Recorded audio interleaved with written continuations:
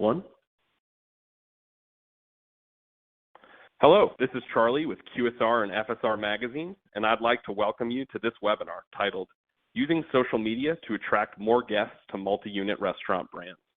Today, you'll hear from Dan Dillon, Chief Marketing Officer at Reveal Mobile, as well as Laura Conway, Senior Marketing Manager at Reveal Mobile.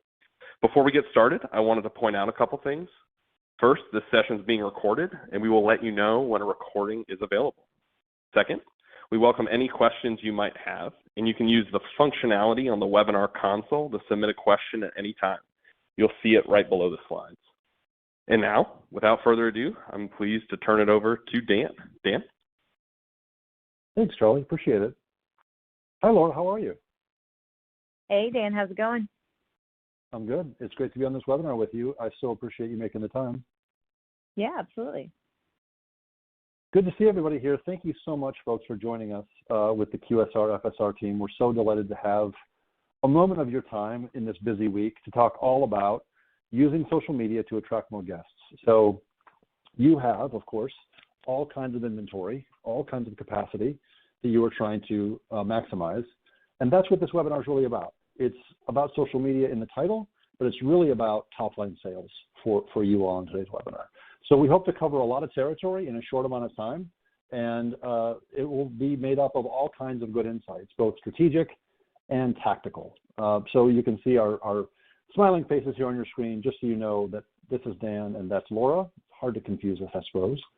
But we're going to be talking about 4 platforms, really, in today's webinar. We're going to be talking about Facebook, Instagram, Snapchat, and TikTok. Right? Maybe the four favorites, I'm not sure, but certainly 4 widely used platforms, and the differences between them. So they're not all, of course, the same. Naturally, we would not expect them to be. So we're going to unpack their unique strengths and help you capitalize on those strengths. We're also going to talk through where your audiences likely are. And the short answer is everywhere, but we want to help you sort of distill down how to get the most valuable audience at the most efficient way. We're also going to unpack different ad types for you and talk through the kinds of types that actually drive real-world foot traffic, and of course, dine-in sales, or of course, buy online, and pick up or takeout sales. Sorry, that was a retail phrase. I need to switch to my restaurant mindset here. And then, of course, we're going to talk through targeting and segmentation and messaging and campaign best practices. So you should come out of today's webinar with a lot of really great stuff you can steal, frankly, ideas that you can take straight to the bank and start capitalizing on tomorrow. So I'll cover the first part of today's session, and Laura is going to cover really a lot of the campaign pieces, although you'll hear us both. We'll be going back and forth. And anytime you have questions, we want to make sure we get to them. So whenever they occur to you, it could be about anything. Nothing is off limits here. We're happy to answer those. So pop those into the questions box, and Charlie will help us navigate through those here at the end of the webinar. So with all that preamble out of the way, I want to just kind of get a feel for where people are running ads today. So we have a poll question for you, and Charlie, I think you're going to launch this for everybody. It simply asks, where are you running advertising today, in what channels? And let us take a look and see what people are thinking here, so we can get a feel for, where you're spending your dollars. And no answer is a wrong answer, right? So feel free to check as many boxes on this survey as you'd like. And then when Charlie lets us know the folks have answered, we'll go through the results and see what's what.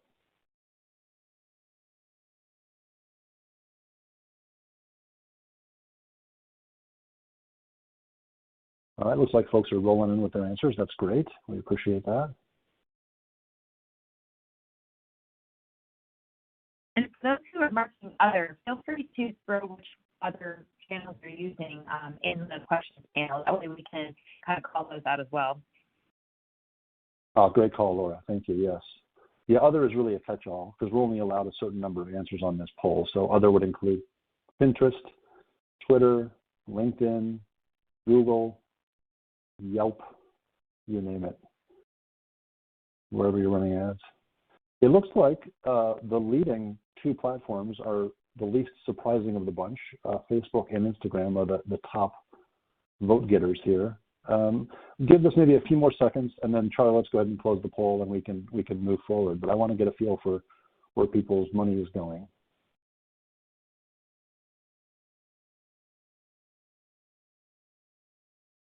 All right, let's give it a few more seconds, and then we'll close the poll and look at the results.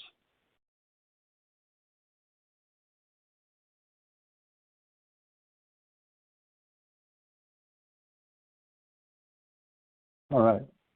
So it looks like folks should have the results on screen here.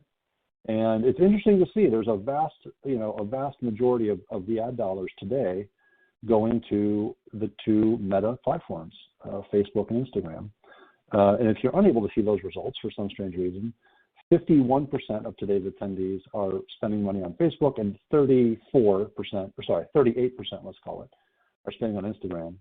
And then 11% of you are spending on other platforms. And it's interesting to see that no dollars are going to TikTok and Snapchat. So we can certainly have that in mind as we go through today's slides and talk through these four platforms. They're all unique, and they all have their own strengths. So Laura, why don't you actually kind of detail this for us and tell us about these four platforms? Yeah, absolutely. So Facebook is, out of these four at least, is the OG in the house. This is all about words.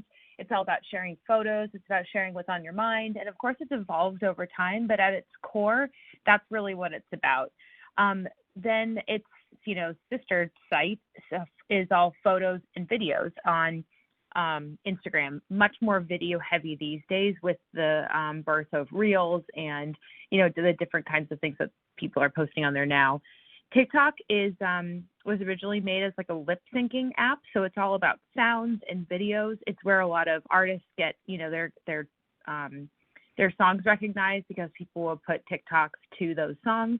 And then Snapchat is also photos and videos, but while the other ones are a one-to-many platform because you post something, you share it out, and all of your friends, all of your followers, and more and more, the greater public can see what you've posted. Snapchat is really more of a one-to-one communication platform. That's kind of how that one differs. And then when it comes to how people are buying and reacting to the ads that are on each platform, you can see some different statistics here. So 41% of Facebook users have purchased a product they've seen on Facebook. 72% of people have purchased a product they've seen on Instagram. I'm definitely in those categories. You might be too. TikTok is really high up there with users taking action after watching a video. About 92% of them, whether it's a like or a store visit or a purchase, there's action that's being taken after watching videos. And 36% of TikTokers have actually ordered from restaurants after seeing a video about a restaurant on TikTok. So I know that a lot of you are not yet advertising on TikTok, but we'll get into some more today about how to get started. And then for the Snapchat, consumers are 60% more likely to make an impulse purchase after seeing an ad. So each of these platforms are kind of unique in their own way, but they all absolutely drive purchases, they drive orders, they drive store visits. So just keep that in mind, while we're going through this.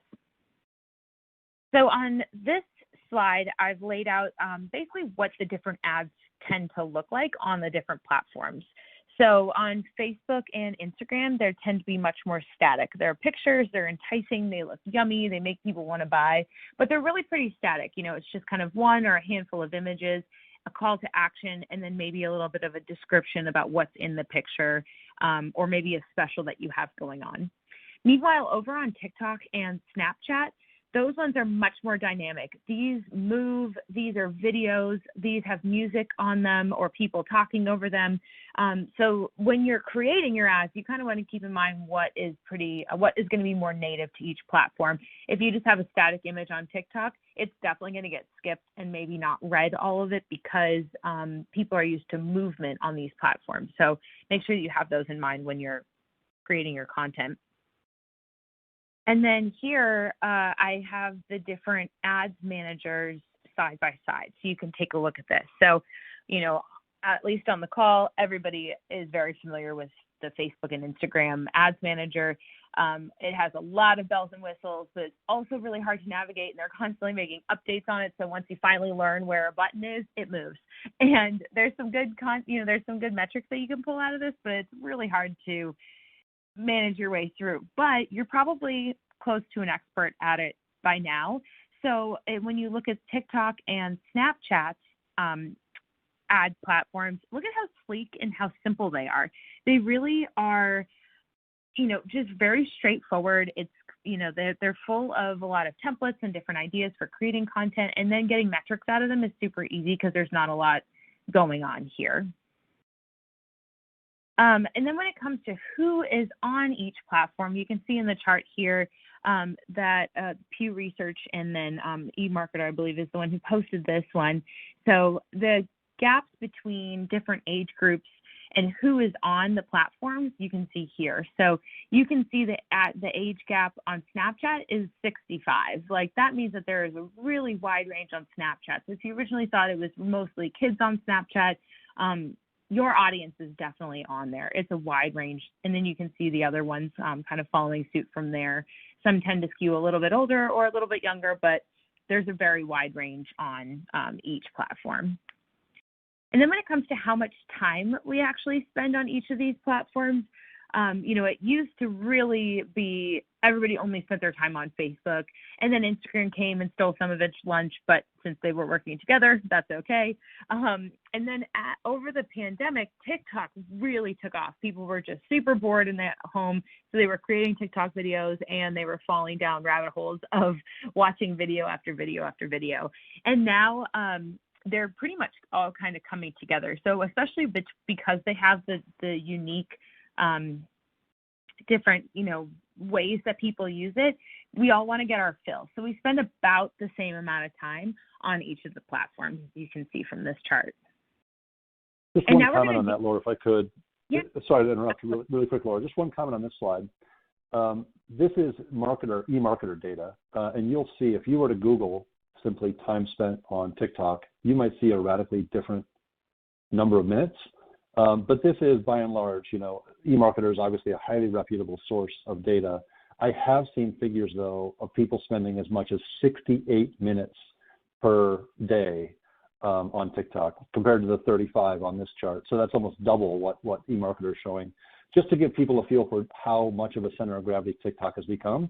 And since none of our attendees today are advertising on TikTok, it's important to bear in mind that your audience is there. They're not all 15 years old. So we'll talk more about that in a minute, but I wanted to highlight the fact that TikTok is a huge time investment for folks. Yeah, that's absolutely true. Cool. Let's jump into another survey. Charlie, if you wouldn't mind kicking this one off. This one is about your goals on social media. We're wondering how you use, what you're trying to do when you're advertising on social media.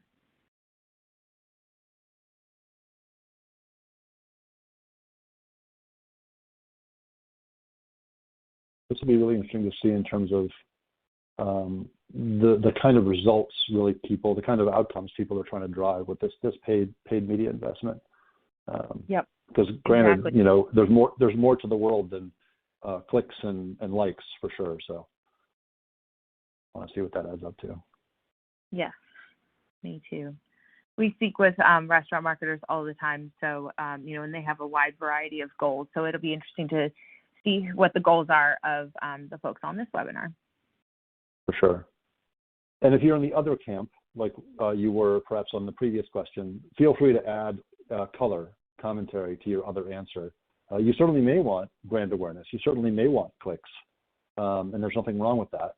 But it's important, obviously, to delineate between more of an in-platform result, like a cost per action, versus I've been filling tables, every day this month and maximizing inventory. So great to get that perspective. Yes.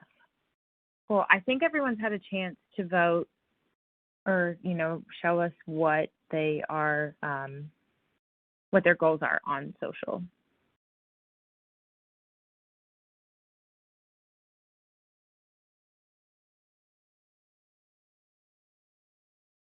Yep, looks like it.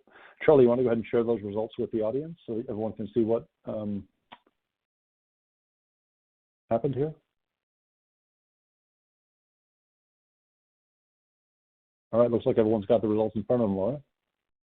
Oh, okay, thank you. I'm sorry, this is a different way to see. Okay, so it looks like most folks are trying to drive in-store sales, and I'm really excited to see that because that is really what we're talking about today, of course, and hopefully why you registered for this webinar. So, however, the different things we're going to talk about are applicable to, generating takeout orders and delivery orders as well, but we're really going to focus on the in-store part. So let's move on and dive into that.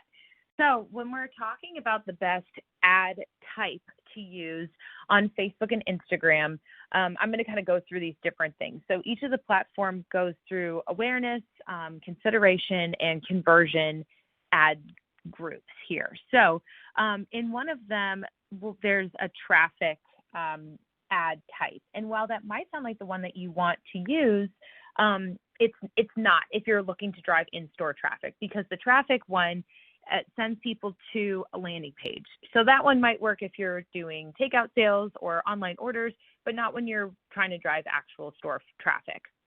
On the next one over, conversion is the same thing. So you can actually measure, who saw your ad and then clicked through to an actual purchase or an order on a landing page that you are that you set up specifically for this campaign.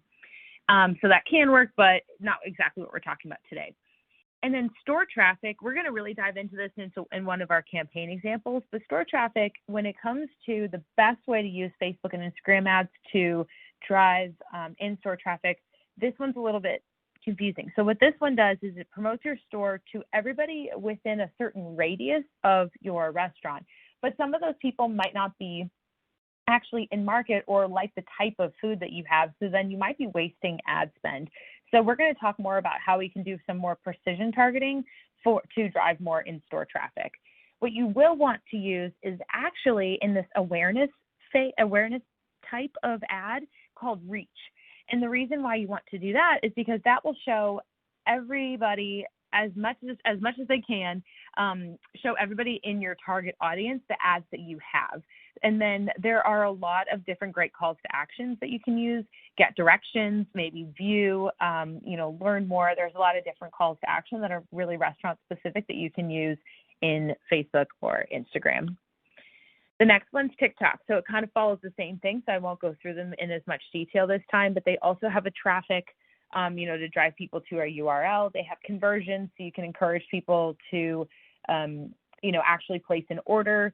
And then over in the reach category, they have a lot of great calls to action, particularly in TikTok for restaurants. So they've got book now if you're trying to drive reservations, order now. I believe there's even a view menu call to action if I can remember correctly. But again, you want to use reach because then it'll show your ads to the maximum number of people in your audience. And then over on Snapchat, it gets even easier. So you have website visits for those that are looking to drive online sales. And then you have promote local place, which is the one that you would use if you're trying to drive actual foot traffic to your locations. And Snapchat has a bunch of really good calls to action as well. Book now, directions, order now. There's even more. There's just a scroll. See, there's view menu.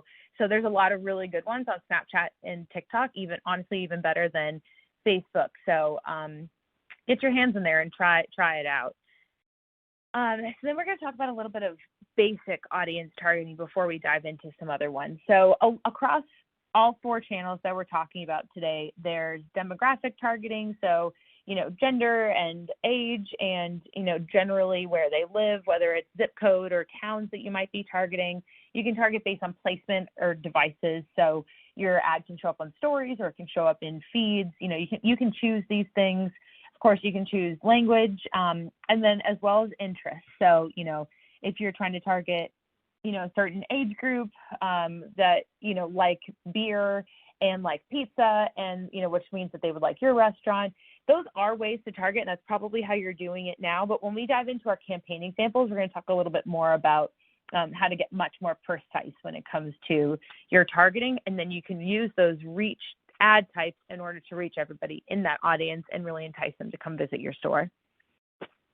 Yeah, that's a great distinction, Laura. I appreciate you pointing that out. These audience targeting options are built into each of these platforms. So if you go into Facebook, you can find gender, age, language, interests, and so on. And using those targeting mechanisms with the reach ad type is not always the best policy, right? And like Laura said, we're going to show you how to marry unique types of targeting strategies with the reach ad type. So we'll get into that here in a moment.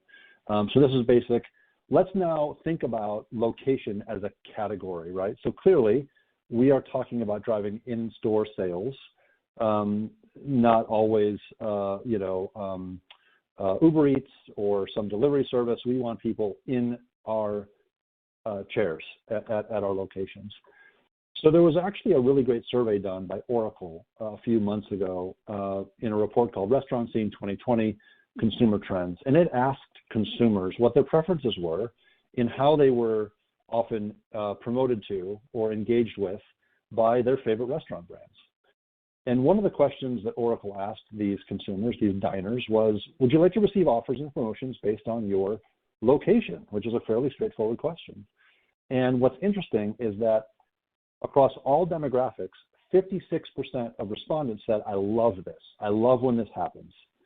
30%, so now we're 86%, didn't have an opinion on it, that 30%, right? So now you've got 86% of an entire population saying, yeah, this is fantastic. In fact, it's what I expect. Or, hey, I'll take it or leave it. No big deal. And very few, you can see a very small percentage at the top of that first bar on the left, doesn't want this, 14%. So a huge minority does not want to be targeted based on their location. And then, of course, you can see how this rolls out across gender, across age group, and then across families with children or folks with no children. And what's interesting is that love this segment is fairly consistent across all of those demographics, with the exception of Gen Z, right? We have a huge cohort of folks who are neutral on the matter, but still only 14% of Gen Z don't want to be targeted based on their location. So in the end, there's really a steady proportion of folks who want you to use their location to market to them and advertise to them, right? So take that and sort of stick that in your backpack as we march down the road here. The second question that Oracle asked consumers is, do you want to receive promotions from restaurants similar to the ones you've been to before? So now this suggests historical visits. This is right, location data from the past. And interestingly, you can see here again, 43% of all demographics love this idea. Of course, it's the Amazonification of restaurant awareness, right? People who bought this might also like that. So it's a great way to think about building your customer base, growing your customer base. And then interesting, millennials are super jazzed about this idea. Yes, absolutely. And these are folks, of course, anywhere in their very late 20s to probably edging up now against 40, I think. Older millennials are probably 40 or even early 40s. Lots of disposable income with this cohort. Same thing with Gen X, right? Gen X are somewhere in their 40s, in their 50s, tons of disposable income in this cohort as well. And all of these folks want to be targeted based on their past visits. So take now these two things in combination. I want restaurants to use my location to make things relevant to me. And more so, I want restaurants to use data as to where I've been in the past to make me aware of what they have to offer. Okay, so those two things in combination with each other bring us really to the next part of this webinar, which is how do I do that? How do I actually act on that data to bring new diners into my locations? And this is where measurement becomes central to the puzzle, right? So and we know, having advertised on Facebook just like the rest of the world, Facebook's really good at telling you a couple of specific things. It's really good at telling you how many people you've reached, what your click-through rate is, what your cost per action is, how many times your ad is showing up in front of people, on average, what your budget is, how much your budget's been consumed, but it really stops there.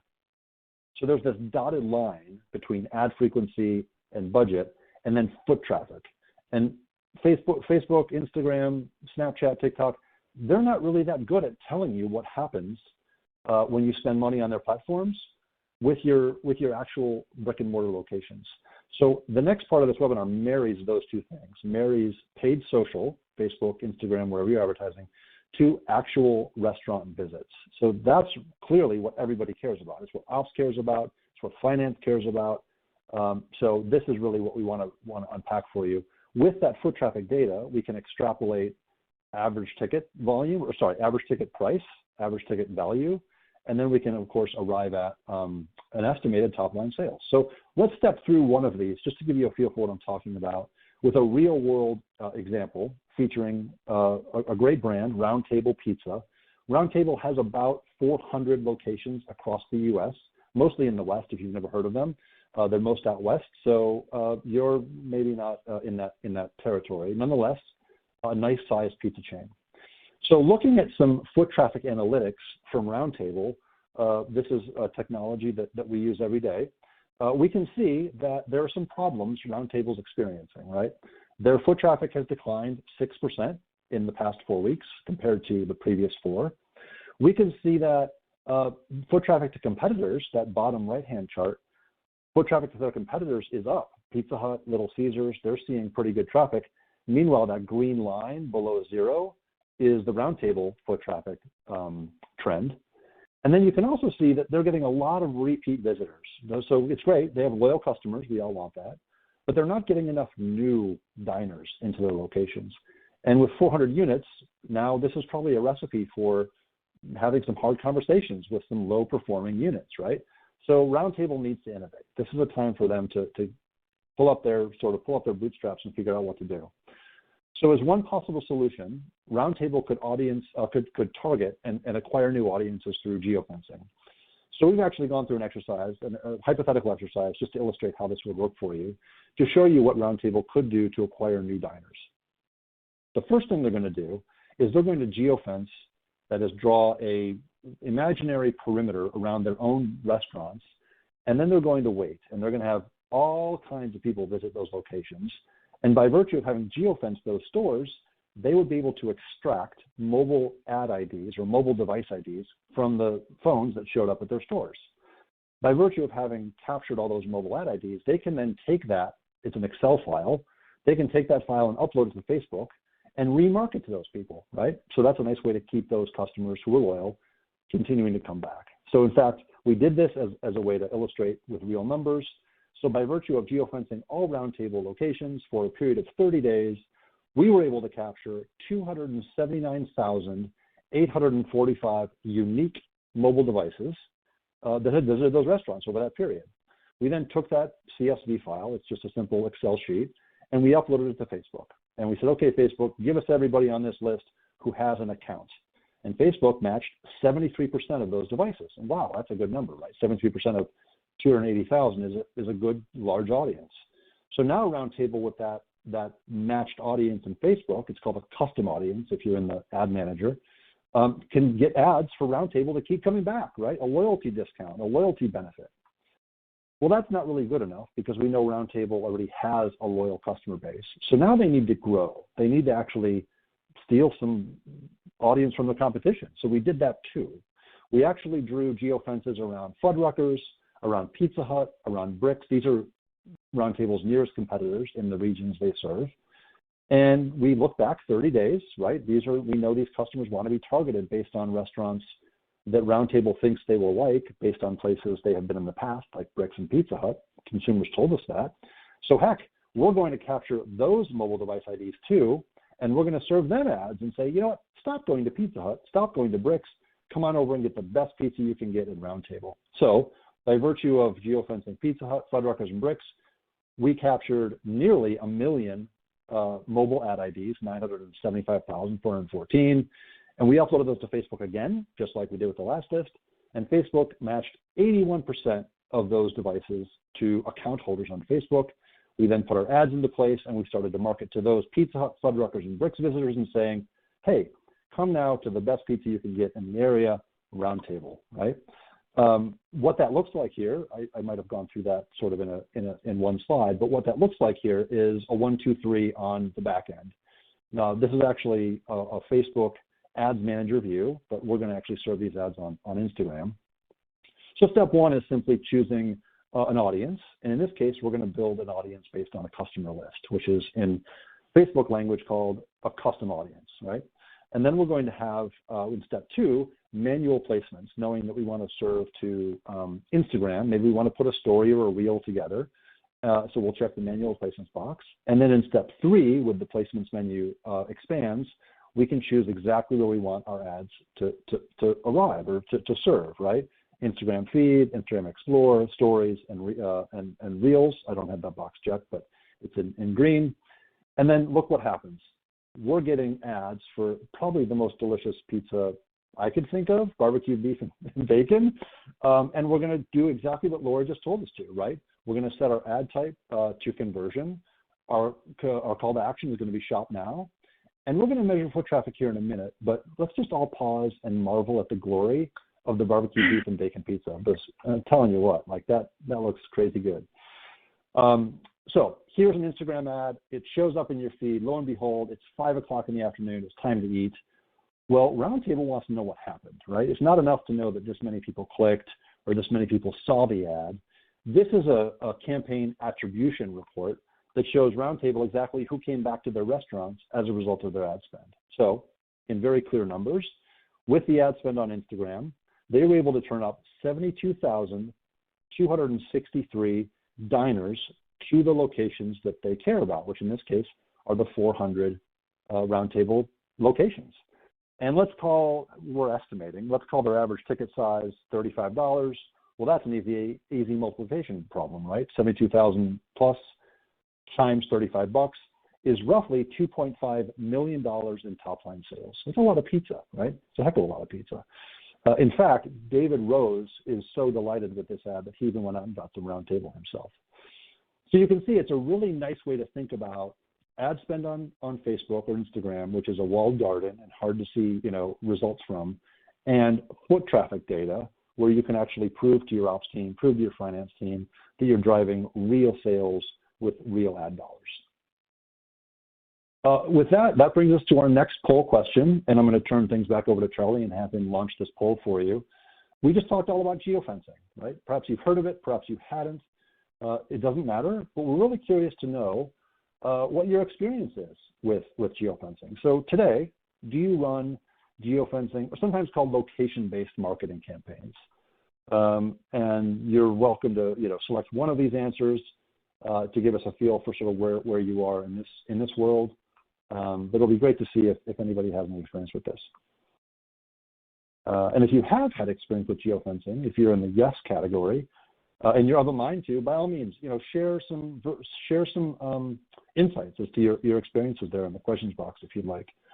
And if you're not sure about it, if you're on the fence, tell us what your hesitations are. What are your concerns? We want to know what the hand wringing is all about if you're not so sure.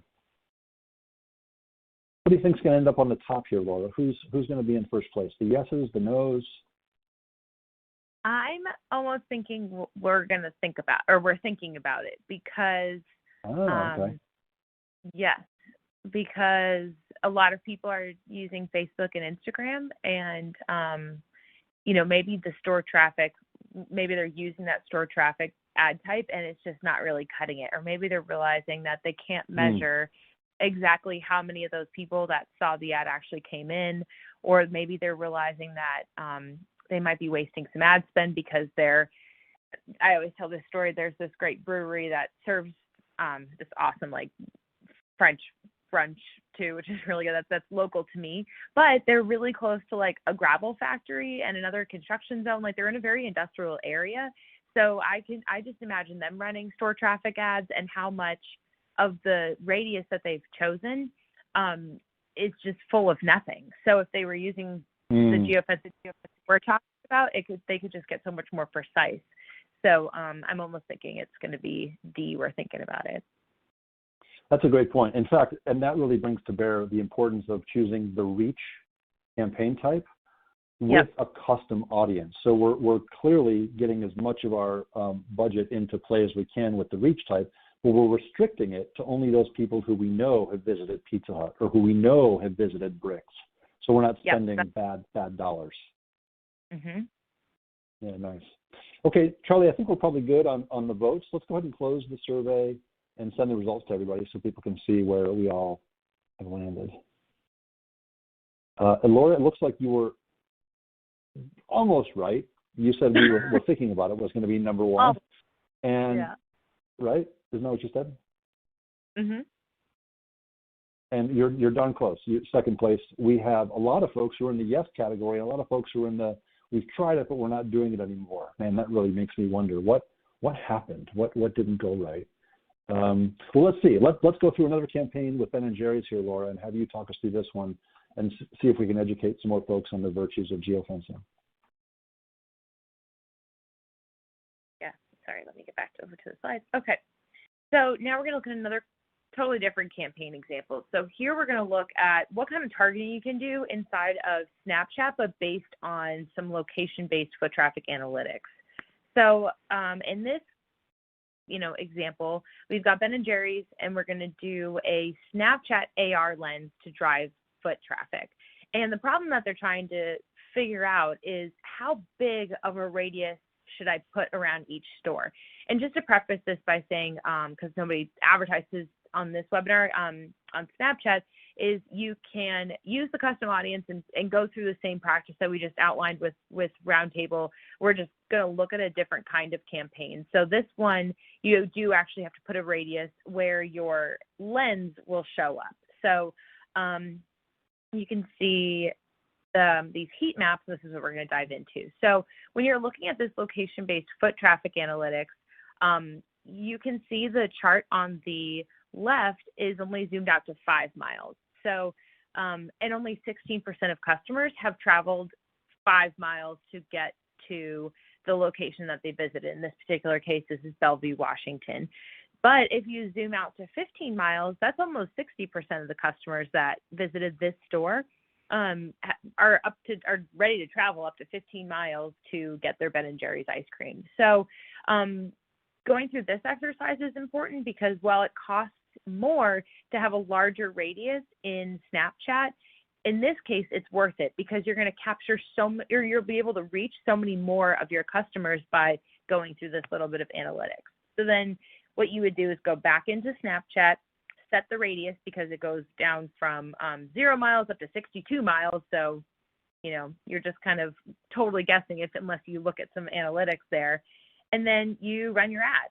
So this is a Ben & Jerry's AR filter that they used. And this, again, would be the goal type for awareness because this one's just much more general and it will be served to the people that are inside the radius that you set in Snapchat.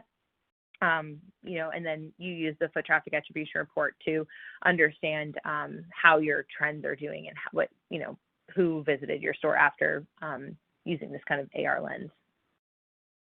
Awesome. So we've had pizza for dinner. We're having ice cream for dessert. Yes. We're gonna need a snack here around midnight. So let's do Tropical Smoothie Cafe. It's healthy. We can feel good about ourselves. So we have one last campaign example for you folks here on this one features TikTok. So again, like Laura said, a lot of you are not advertising today on TikTok, but this is a great way to think about accessing an audience that has disposable income, that is frankly ready to eat.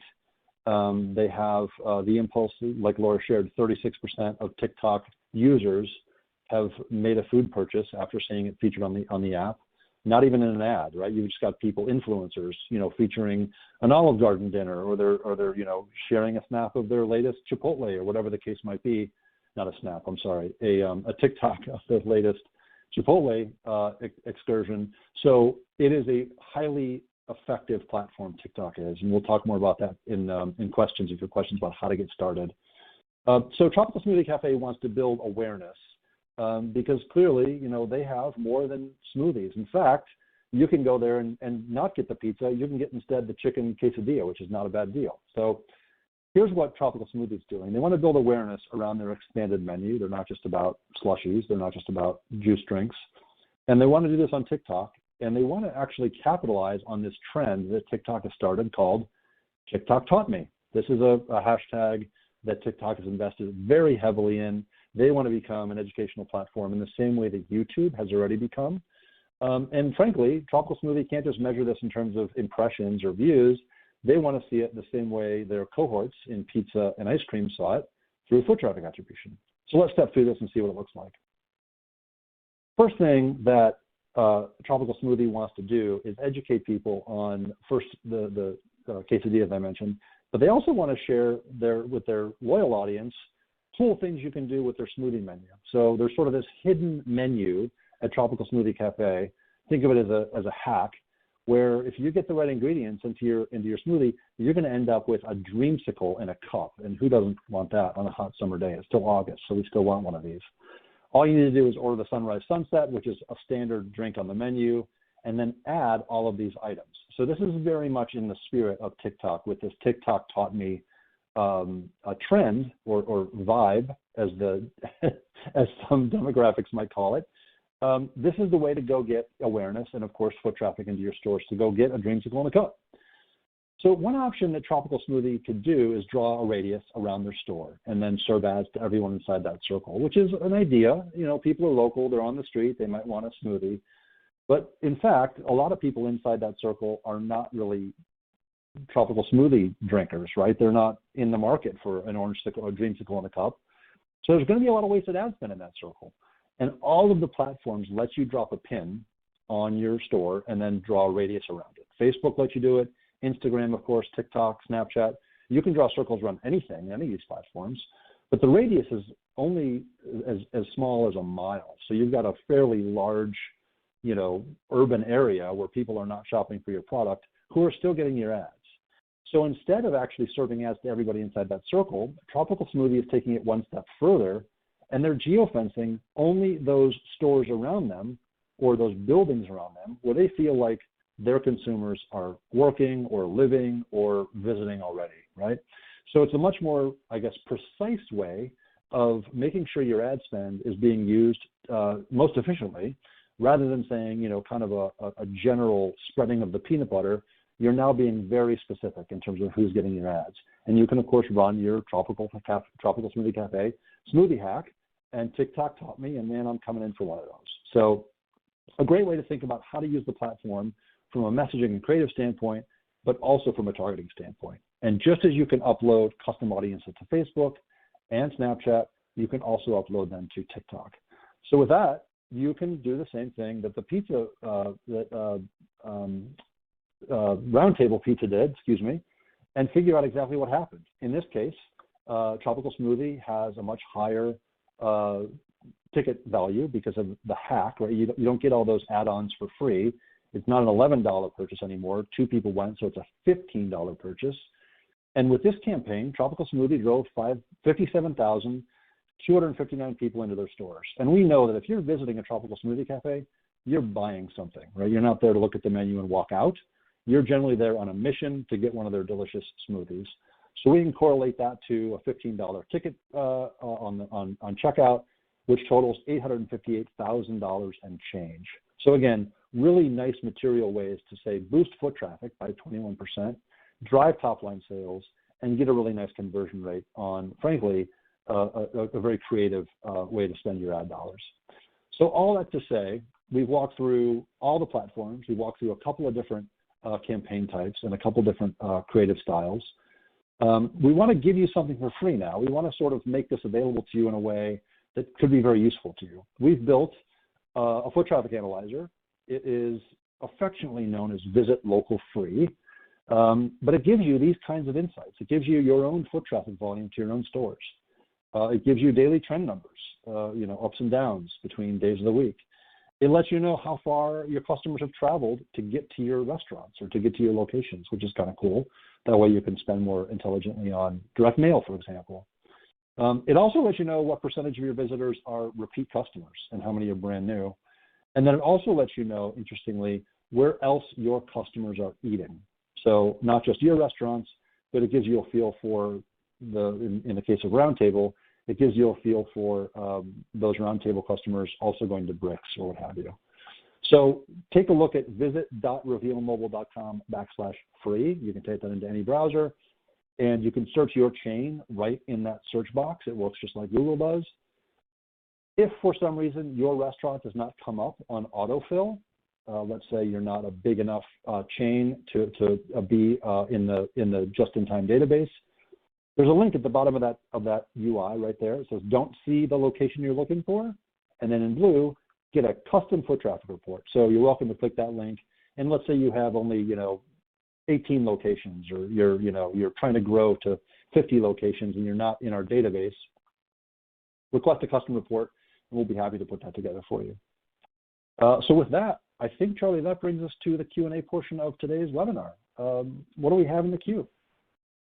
Yeah, definitely. We have a ton of questions. First of all, just want to say thank you, Dan, and thank you, Laura. That was fascinating stuff. If there's still time to get in a question, we do have a lot of them here.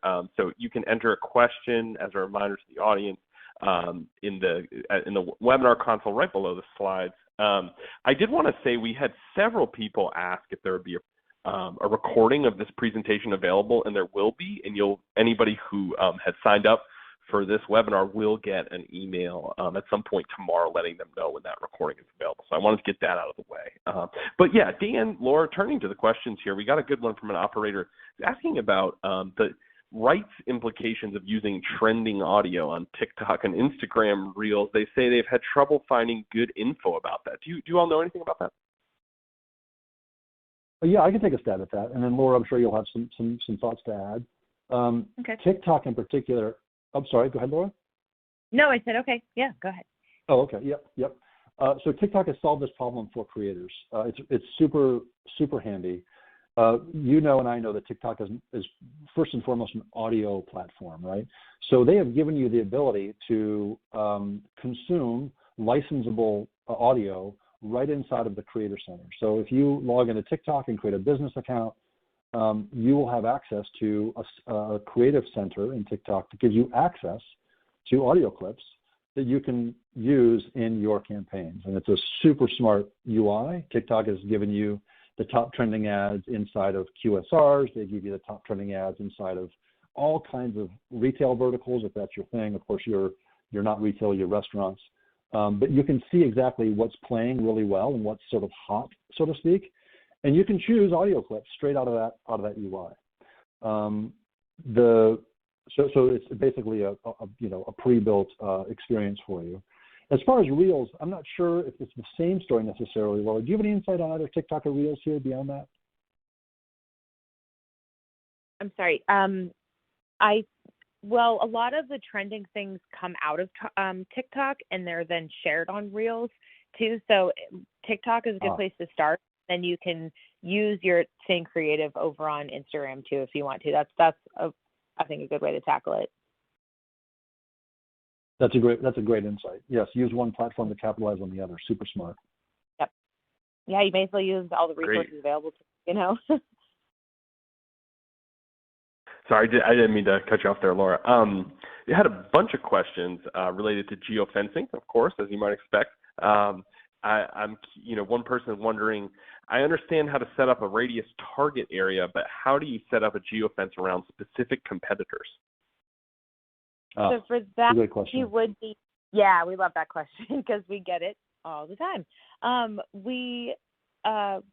You have to use a third-party geofencing marketing platform, and the one that we were talking about is Visit Local, and all the charts and data and everything that we showed today in the presentation was straight out of Visit Local. So, you can plug in either the names and addresses of the places that you're trying to target, especially competitors, right into the platform.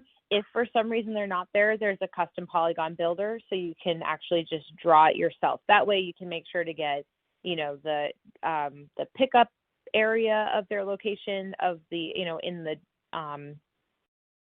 the parking lot, or you can include the drive-through. So if you don't want just the footprint of the building, you can create your own and expand it as well.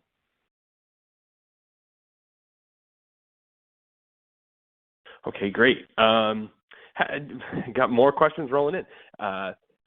Should you advertise on Snapchat and TikTok without maintaining an active account? Yes, I believe no. so. Well, yes and no, because it's different than on Facebook and Instagram where you can click into the profile and you get a lot of details about it. So I'm sure on your Facebook page now you're maintaining your hours, and if you're closed on a, Columbus Day or if you have, specials going on, you can, and that's where they can find your phone number, and you can get all of that kind of information from Instagram and Facebook, but it's not nearly as detailed in the other ones. So while you want to set it up, I don't think that you need to it's not as much work as your Facebook page is. But what were you going to add on to yes. that? No, you're right, Laura. I think we interpret the question a little differently. I was going to say that it is certainly possible. It is certainly possible to advertise on Snapchat and TikTok without maintaining an active account. That's for sure. You can pay the meter and run ads till you're blue in the face and not have an active presence on those platforms unpaid. But brands being what they are and consumers being who they are, I think the expectation on the consumer side would be, okay, this brand is paying for my attention. Let me see what else they're doing here to sort of earn my goodwill or earn my trust as a potential diner. So I think a best practice, and I interpreted it that way, a best practice would be to have both an unpaid presence on those platforms as well as a paid presence. Yeah, I totally agree with that. And you can just reuse the content that you're creating there again too. You can post the same videos that you're using in your ads on your organic pages as well. Great. A couple device questions. We had one that was, how do you get a device's ID uploaded to Ad Manager? Yes. This goes back to the question Laura answered about using a third-party geofencing marketing platform. So a tool like Visit Local allows you to capture all of those device IDs that are relevant to a specific place and a specific time period. And then Visit Local literally hands you a CSV file that says, here are all the device IDs by, each one in a row unto itself that you can take to any social media platform you'd like, right? Pinterest, Twitter, all the ones we didn't name, of course, in addition to the ones we did talk about in today's webinar. What's better than that actually is taking it to, if you use demand-side platforms where you're serving display ads, let's say you run a massive display campaign, you're Popeye's Chicken, or you are Chick-fil-A, or some national brand with a massive presence, you can take these same mobile ad IDs and run them with your programmatic provider as well. So it's not just social. Of course, this webinar is about social, but those device IDs work in other places as well. Great. We had a ton of questions just kind of touching on geofencing your competitors. It sounds like that was revelatory for some people, and I think I can just sort of sum up the sentiments with, is that something you highly recommend? Is that something that's necessary in today's market? Yeah, absolutely. So we talk about that there are three key segments to geo-target. One, of course, is retargeting your own, and that might be what you're doing today. The second is geo-target your competitors. So whether they're direct or indirect competitors. We have this one case study on our website about a campaign that Moe's ran, and they geofenced their direct competitors. So Moe's is very similar to Chipotle and to Qdoba, and so they retargeted their own customers. They geoconquested their direct competitors, but they also geofenced the other local Mexican restaurants in their market. So that means they really got everybody who was in their, market that likes tacos and likes burritos, and they really thought outside the box that way. So direct competitors and indirect competitors. And then the third category that we talk about is other people who have an affinity with your brand. So let's say that you sell, salads and grain bowls, and you promote a very healthy lifestyle. You don't only have to target your competitors and retarget your current customers. You can get people who go to gyms or who buy, vitamins at a vitamin store, or maybe who go to, Fleet Feet because they spend a lot of money on their running shoes because they run a lot, so they need to be fueled by the food that you sell. So think about those, that third step of who would have an affinity with your brand when you're thinking about all the different places that you can geo-target. That's good stuff. Really fascinating. Is TikTok more impactful, a more impactful action-driving platform when you compare it to Instagram Reels, even if the content is the same?